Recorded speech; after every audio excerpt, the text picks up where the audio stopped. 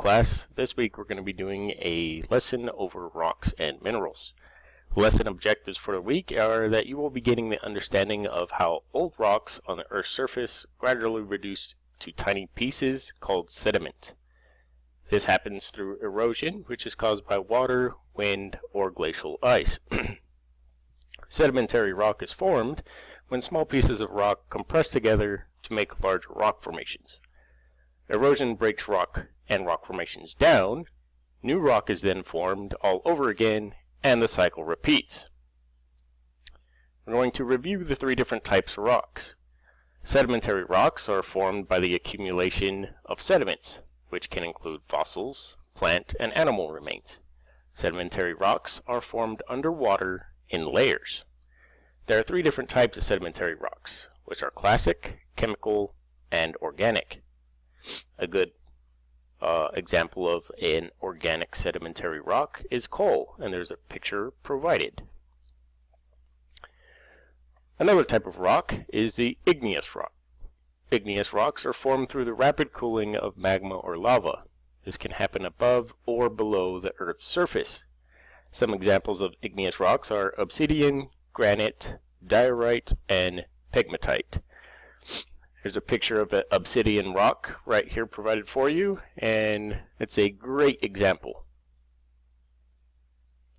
The third type of rock is the metamorphic rock.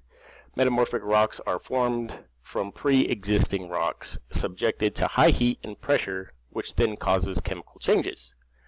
Some examples of metamorphic rocks are slate, marble, gneiss, and schist. Here's a picture of a bunch of different metamorphic rocks for you. While you're out and about, take the time to look at different rocks around you at home that you see in the city. Maybe even pick up one or two small pieces of rock and bring them to class. Explain what type of rock it is that you have brought before us. Do you see any forms of rock erosion around the city or around your home? If you do, tell us where you found some and why you think the erosion is happening. Here's a good example on this picture.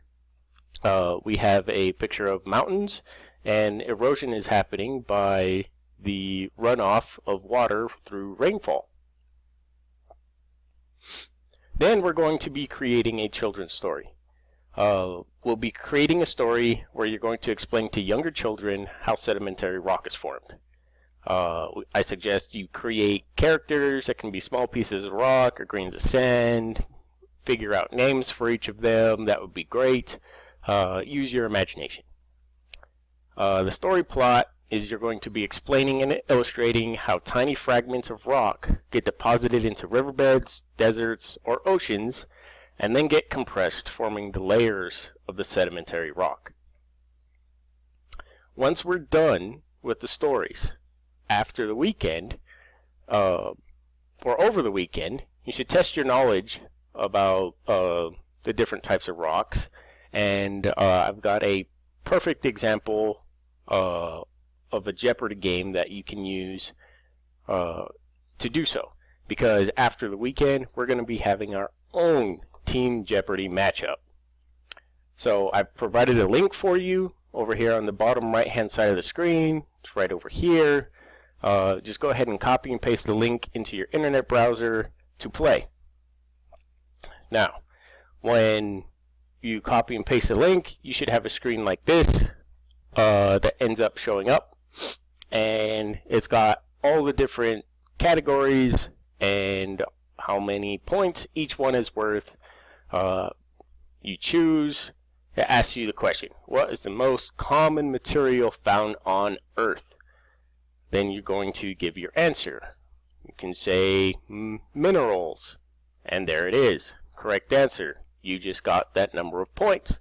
And you just click on the continue, and you can keep playing the game. Test your knowledge. Again, come Monday, we're going to be having our own Team Jeopardy matchup. So, enjoy, have fun, and we'll see you on Monday.